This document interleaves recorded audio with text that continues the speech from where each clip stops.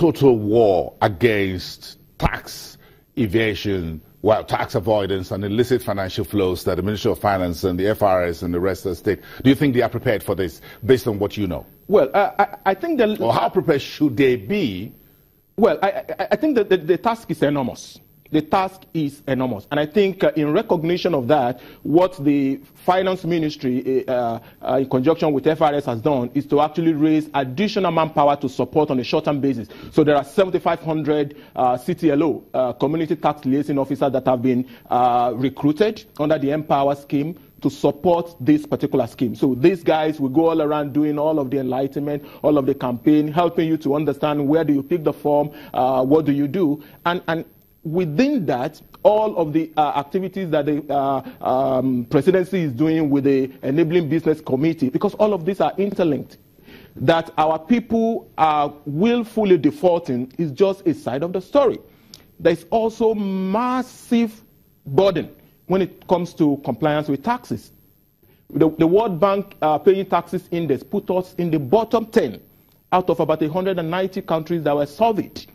There are about 900 and so plus hours that a company will expend trying to comply with tax obligation in a year, paying close to about 56 or 59 different taxes in a year. Compare that to South Africa. I think South Africa is ranked 51 on list of paying taxes with just about 200 hours of compliance a year compared to ours 900, paying just 7 taxes in a year compared to hours of 59. So the complexity and the ease of paying taxes and the difficulty businesses also go through is another ballgame that also needed to be fixed. That's the one side. We've also got massive challenge with the regulation.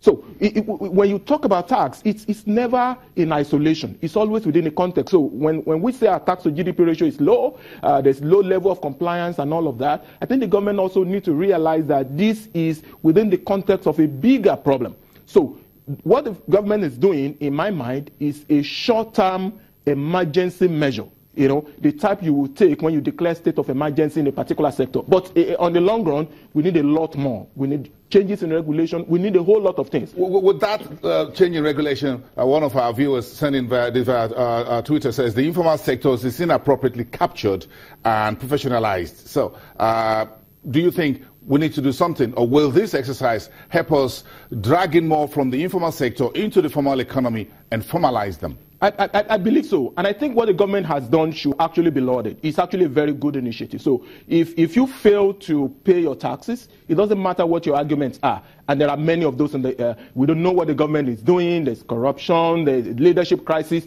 That's just begging the question. If you fail to comply, you committing a crime. But what the government has done is to say, oh guys, let's declare no more war, ceasefire. There's a national amnesty. It's a national amnesty. It's not about any region and any part of Nigeria. Not at all. So that includes me. Absolutely. So I've got to step forward and say, well, Bosin, here I come, Kemi Adeosun and the rest. Well, here are my tax papers. How do I comply? And I have up till when? You have up to end of March. It's March open 2018. For March 2018. It's open for 9 months to be able to do that, which I think it's fair enough. I personally would have preferred if it's extended by an extra 3 months to make it 1 full year so that it coincides with 30th of June, which is the filing deadline for all corporates, 2018. But 9 months is a good start. Far better than what we had in the trial run that was done the last year. Yeah, okay. At the end of it, big question before you go. What do you folks at Deloitte think about this from a professional point of view? And I'm sure you folks sit down every day. You sit with the rest of your team every day about this and say, look, this is what we think here at Deloitte about this VAIDS.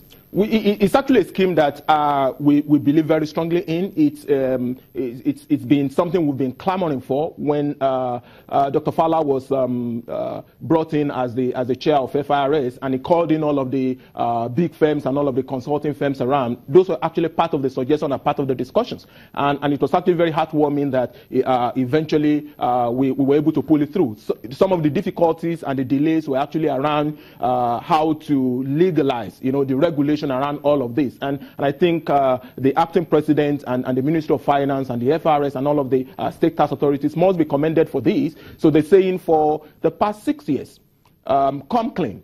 no penalty, no interest. You are immune even from tax audit. I mean, for me, I think that is the biggest benefit for the businesses. So for that particular period of years, if you come clean to say whether I haven't been filing my tax return or have been underpaying or I haven't even registered, and you come clean to regularize your record, no interest, no penalty, no tax audit or tax investigation for that particular period. You are also protected from a confidentiality perspective. So there are provisions in the executive order that actually penalizes tax officials if they release your information to unauthorized people just because you come clean. So I think this is the time for everybody. It's a national dilemma. If I declare that I have about 24 luxury cars packed somewhere to declare tax, the tax people shouldn't declare to anyone else. They say, look, hold on a second. Boston has about 24 luxury cars somewhere. That's absolutely so. And I think for all the leaders, for politicians, businessmen, and everybody, what the government seems to be saying is you've got nothing to fear. Come clean, let's rectify. Let's do how many houses, hotels, whatever you got. Isn't it? Absolutely. Where you buried? Where the money is buried? Where the money is buried. Where the assets are buried. That's a very clever way. Show me the money. From Kemi Adeosun and the rest of them. But it's a very clever way of saying, bring on all the dead bodies. Okay, no crime committed. You can walk. Absolutely. So, but if you fail to come in, I mean, it's also a double-edged sword. So once this is over by 1st of April, unless it is extended, government can then go all out after you, prosecution and all of shame, name and shame, and all of the other policies that the government is going to roll out to just catch on those who will not heed this call. So for now, let's have the carrots, and the stick will come if you don't declare. Absolutely so. Very interesting. Absolutely. A very ingenious way, isn't it? I think it is, and it's not new to Nigeria. That's what you hear all around. In South Africa, all over the world. I agree with you. I agree with you. Yomi, thank you very much for coming. Thank you so much, Bosin. My pleasure. This on. Of course, adding to the conversation and broadening the understanding of everyone on the street. This is a new tax regime for everyone in Nigeria, not only the Novorich, but also as long as you are engaged in business and you're making an income, you have to pay your tax. And this is a period of 9 months voluntary declaration. No questions asked, as it were. Then, of course, pay the tax man and walk free. Isn't it beautiful? Let's go back after the break. Thank you.